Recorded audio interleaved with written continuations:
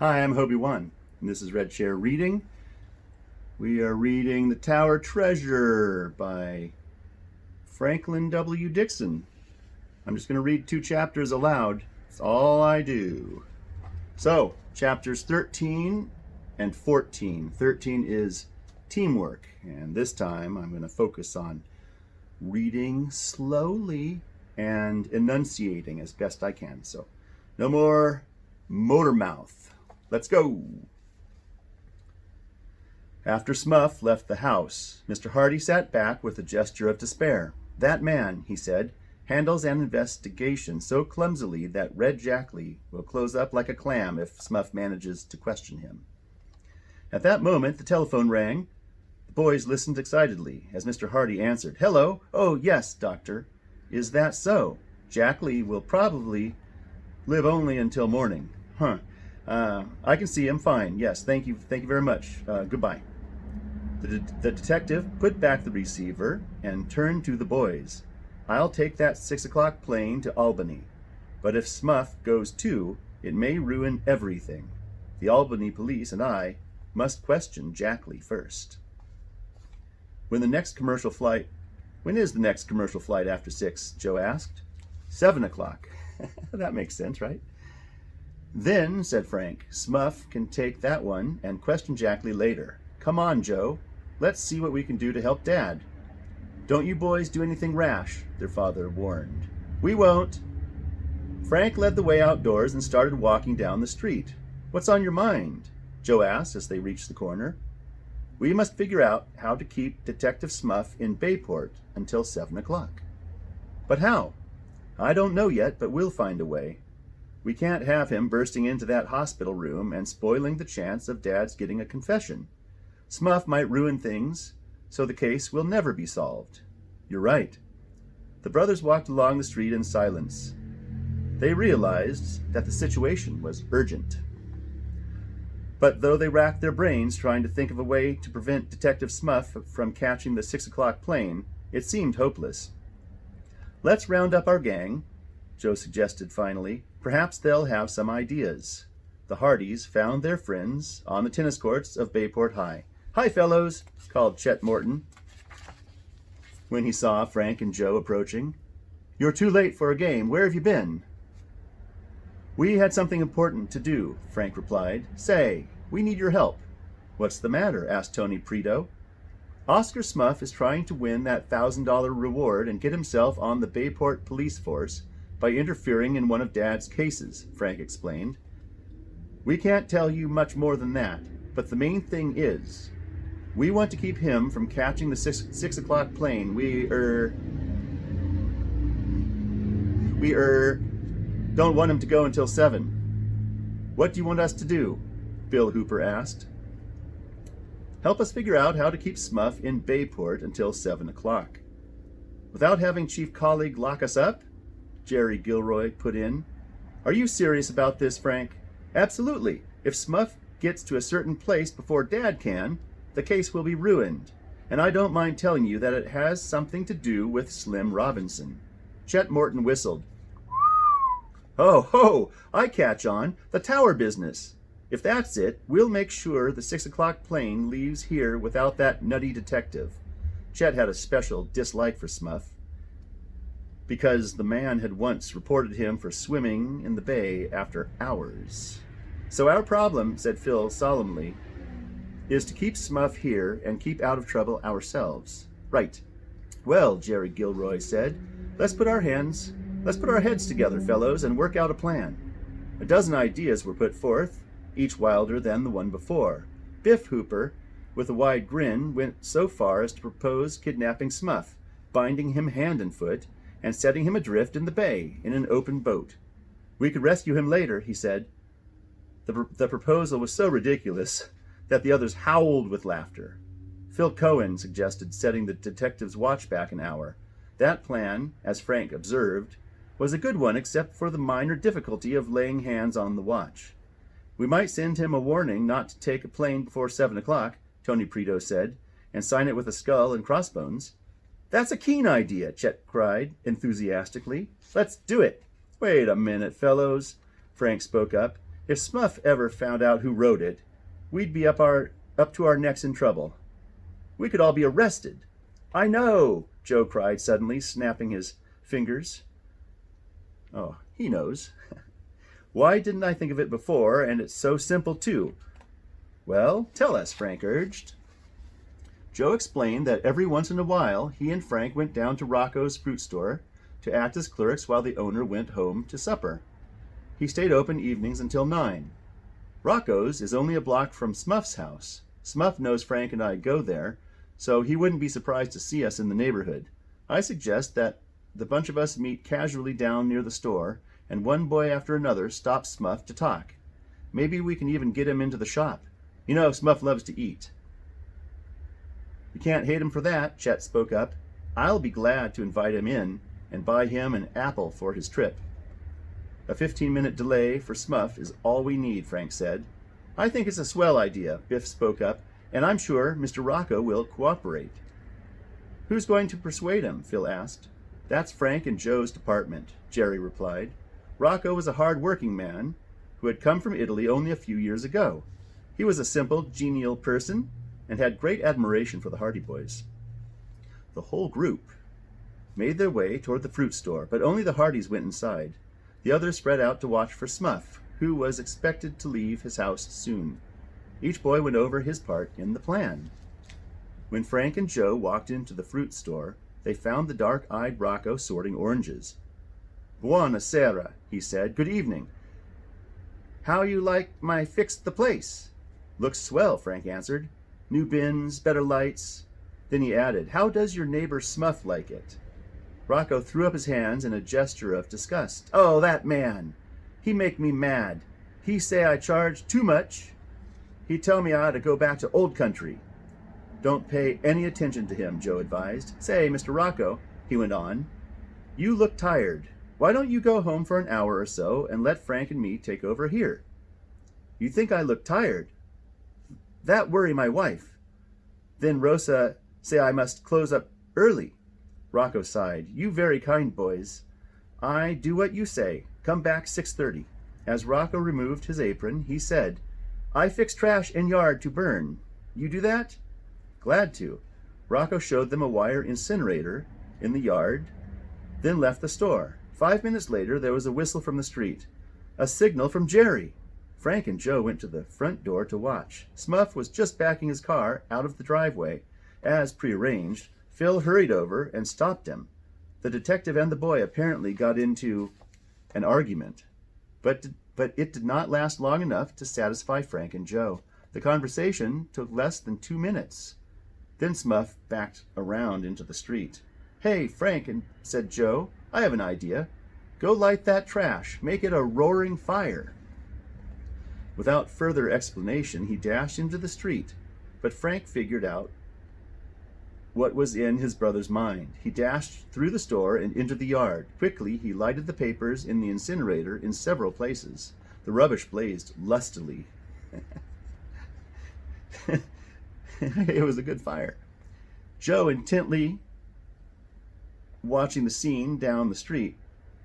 Smuff was now being interviewed by Biff, and Chet came forward to urge Smuff to take some fruit with him on his trip. The detective hesitated, then shook his head and started off in his car. Only 5 of the necessary 15-minute delay had elapsed. Joe hesitated no longer. Running down the street, he held up one hand for the oncoming car to stop. Come quick, Smuff, he called out. There's a fire back at Rocco's. Well, you put it out. I'm in a hurry, the detective told the boy tartly. You mean you let all of Bayport burn down just because you're in a hurry? Joe pretended to scoff. Smuff winced, but did not move. Joe said, turn the page. Joe said, starting back to the store, well, Frank and I will have to take care of it alone, I guess. This brought the detective to action. He realized he might be missing a chance to become a hero. In a flash, he drove his car down the street and parked in front of the fruit store. Where's the fire? Smuff cried out, nearly bumping into Frank, who was dashing from the front door to Rocco's. The fire is back there in the yard, Frank pretended to pant. You go look and see if we ought to turn in an alarm. Smuff dashed inside the store and hurried to the yard. By this time, the Hardys' friends had gathered in Rocco's fruit store. They asked excitedly what was going on. "Frank! Joe!" yelled Smuff from the rear of the store. "Where's Rocco? Where's a pail? Where's some water?" That's the end of chapter 13. If you're enjoying the reading, please drop a like below. And let's get on with chapter 14, the confession. "Rocco's not around," Joe replied to Smuff. "There's water in the sink in the back." "Shall I call the fire department?" "No, I can manage this," Smuff declared. "But where's a pail?" Frank dashed into the back room and found a pail under the sink. He filled it with water and handed the pail to Smuff, who hurried to the yard. He doused the incinerator flames, which hissed and crackled, then died. "Some people have no sense," Smuff commented. "The idea of anyone starting a fire, then going off and leaving it. I'll bet that was Rocco's work. As for you boys, you had to call me. Didn't have the savvy to put out a simple fire." "Good thing you were around," Frank observed, suppressing a smile. "I'll say it was," Smuff agreed. "And Chief Colleague is sure going to hear about this." "Oh, please don't tell him about us," Joe spoke up, half closing his eyes so Smuff could not see the twinkle in them. "I didn't mean that. Oscar Smuff is no squealer. I mean Colleague is going to hear what I did." The detective chuckled. "One more notch in my gun, as the cowboys say." Suddenly Smuff sobered and looked at his wristwatch. "Oh no," he cried. 10 minutes to 6. I can't make my plane." "That's a shame," Frank said consolingly. "But cheer up, Smuff. There's a 7 o'clock plane for Albany. I wish you luck in your interview." Smuff stormed out of the fruit store and disappeared with his car. The Hardys and their friends burst into roars of laughter, which did not stop until a woman customer came into the shop. All the boys but Frank and Joe left. Rocco returned at 6:30, pleased that so much fruit had been sold during his absence. You better salesman than Rocco," he grinned widely. The Hardys went home well satisfied with their day's work. The 6 o'clock plane had left without Smuff. Their father could make his trip to the hospital without the annoying detective's interference. Fenton Hardy did not return home until the next afternoon. When the boys came home from school, they found him in high spirits. "Solved the mystery?" Joe asked eagerly. "Practically. First of all, Jack Lee is dead. Did he confess?" "You're not very sympathetic toward the poor fellow, Joe. Yes, he confessed. Fortunately, Oscar Smuff didn't show up while Jack Lee was talking." Frank and Joe glanced at each other, and their father smiled quietly. "I have an idea," he said, "that you two sleuths know more about this Smuff business than you would care to tell. Well, anyhow, the Albany police and I had a clear field. I saw Jack Lee before he died and questioned him about the tower robbery. Did he admit anything or everything? Did he admit everything, Dad?" Jack Lee said he came to Bayport with the intention of robbery. He stole a car, smashed it up, and took Chet's. Then he went to rob the ticket office. When he failed in that, he decided to hang around town for a few days.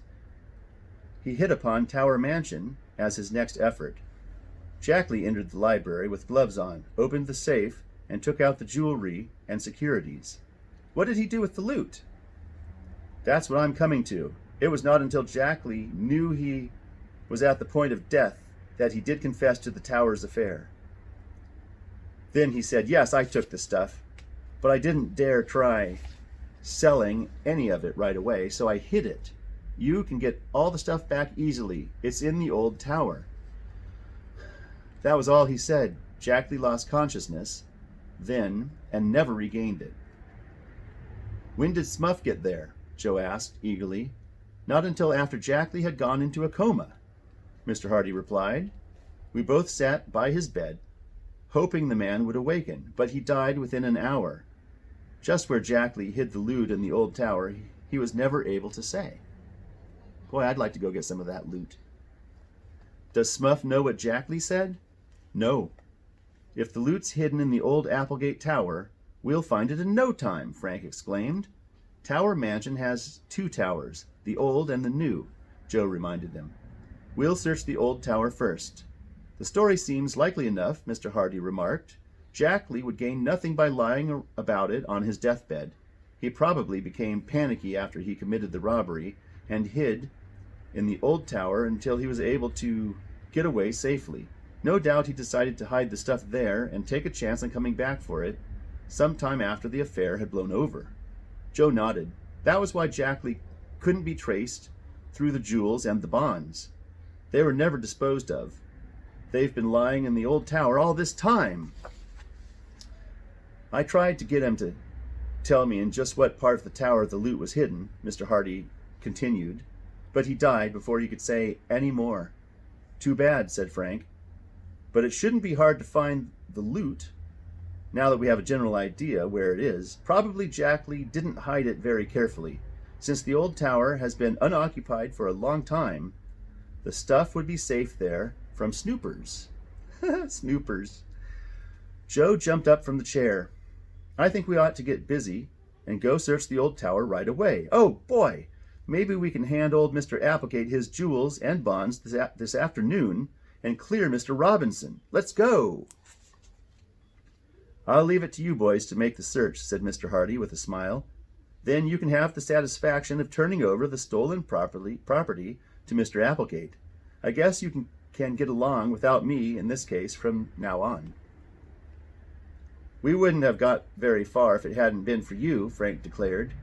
And I wouldn't have got very far if it hadn't been for you. So we're even. Mr. Hardy's smile broadened. Well, good luck to you. As the boys started from the study, Frank said, Thanks, Dad. I only hope the Applegates don't throw us out when we ask to be allowed to look around inside the old tower. Just tell them, his father advised, that you have a pretty good clue to where the bonds and jewels are hidden, and they'll let you search. Joe grinned. Frank will have that $1,000 reward before the day is over. The brothers raced from the house, confident that they were about to solve the tower treasure mystery. That is the end of chapter 14. Why don't you click this button right here to get to more chapters, and over there for more chapters, and you know, be sure to subscribe. You'll get more of me reading books and stuff. It's really cool. It's really, really cool, man. All right. Thanks for watching. Bye. Oh, no.